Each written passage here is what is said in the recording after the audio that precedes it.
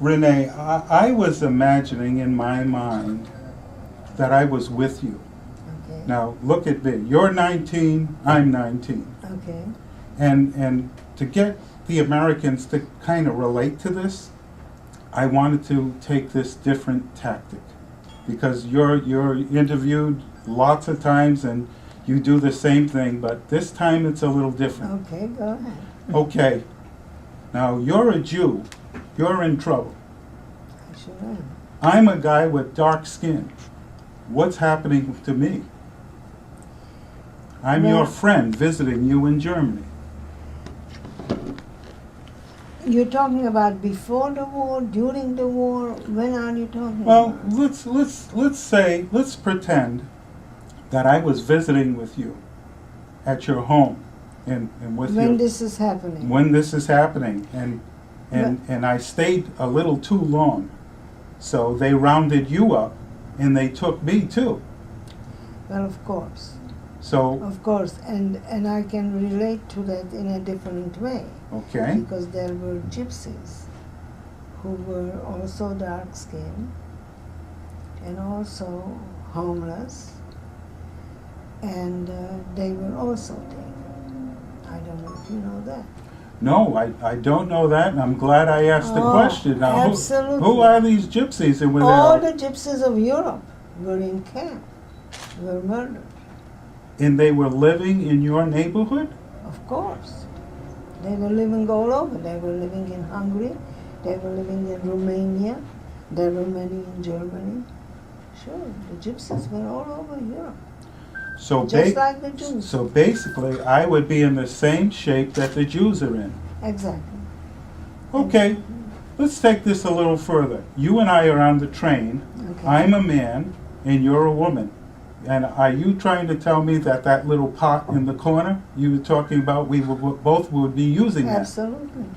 So what would happen? You'd turn around while I was using it? Well, what we did, since the younger people did not use it at all, for the older people, we used to make a chain of young people. We used to hold on hands, surrounding around the bucket, and let the young person go and do what they have to do. Now, while you and I are on this train, we're going for a couple of hours, a couple of days? 3 days. 3 days. Actually, 3.5 days, yes. Now, you didn't have heat on that train, did you? No. Well, tell me a little bit about the temperature in that train. The temperature, nobody worried about. It was in April, so it was sort of mild. The weather was mild. And the temperature was our least problem. So you didn't have a big winter going on, and that wasn't at that time. at no. that time. No, not at that time. Later in the camp we did. But at that time on the trip we didn't. Okay, so we're going on this 3-day train ride, and we finally arrive. Where did we arrive? We arrived, first of all, the train stops first, and some of the boys hoist me up. There was a little opening on the top of the cattle car.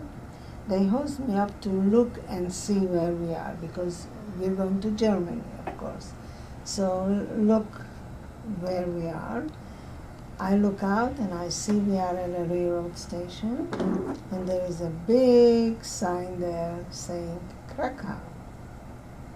And I yelled back into the cattle car, we are in Poland, we are in Krakow. And at that point, panic. So there was panic on the train, and in the particular cattle car where you were, how many men, how many women were in that car? Oh, I couldn't tell. You couldn't I tell me. couldn't tell. It was families, whole Mhm. families. So there were equal men, women, children. Now, was there an armed guard on that? Not on the train. Not on the train. Outside the train. Outside. So you could see the armed guards outside Oh, the train. yes. Oh, Okay. we knew that we were turned over to the Nazis already in Hungary.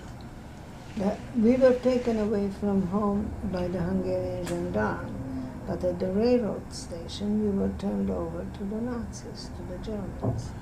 Okay, so I'm a male, dark-skinned gypsy. Did I speak Yiddish? No, you speak your language. They had their own language.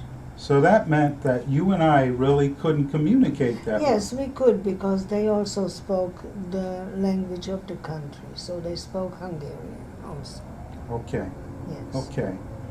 Now, you just had the one suitcase, and I have the one suitcase, and the train stopped, and we got to get off. What happened? Well, you grab your suitcase, of course, that's all the valuables you have, and you get off that train, and then on the loudspeakers they are telling you to leave your suitcases behind at the railroad station, everything will be delivered to you.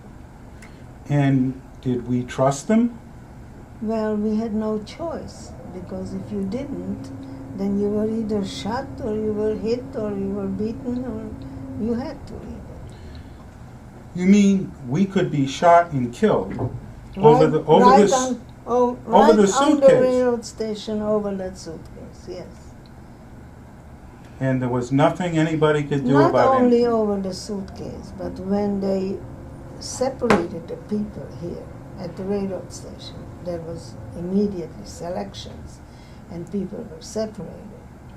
And if a parent would not let a child go wherever that child was directed to go, that parent could be killed also, just for that reason. I mean, there was no, they didn't need a reason to kill you. So you were frightened to death Yes. at we 19 all years were. old. We all were. And, Yes. and was there anybody aboard the car that you actually knew? Oh, there were a lot of people. So a lot of people. Sure. Any schoolmates or? Yes, some schoolmates also. Yes. And there you were all together. Yes. And so now they're starting to separate us. So you're my friend. Can I go with you? No, you can't go with me. Not only can't you go with me as a friend, you can't go with me as a sister or a brother or a parent. You go where they tell you to go. Okay, so they separate me. I'm going someplace else. You're going someplace. Yes. Where did you go?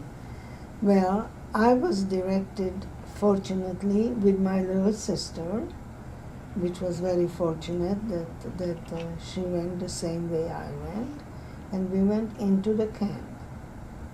My mother was directed the other way, and 53 years later I found out, when we did the film and I went back to Auschwitz, I found out that my mother was taken from the railroad station straight to the gas chambers. My mother never entered the camp. And you found that out Yes. Now, way after the war. 53 years later. That is incredible. Yeah. I also found out at the same time that my sister, who was separated from me 6 months later, was taken to a clinic which was called Hygienic Institute, where they experimented on her, used her as a human guinea pig, and then killed her. And what else I found out at that same time, that I will have a chance to talk to the doctor who did the experiments. And I did. They took me to Munich to meet this doctor, and I had a chance to talk to him.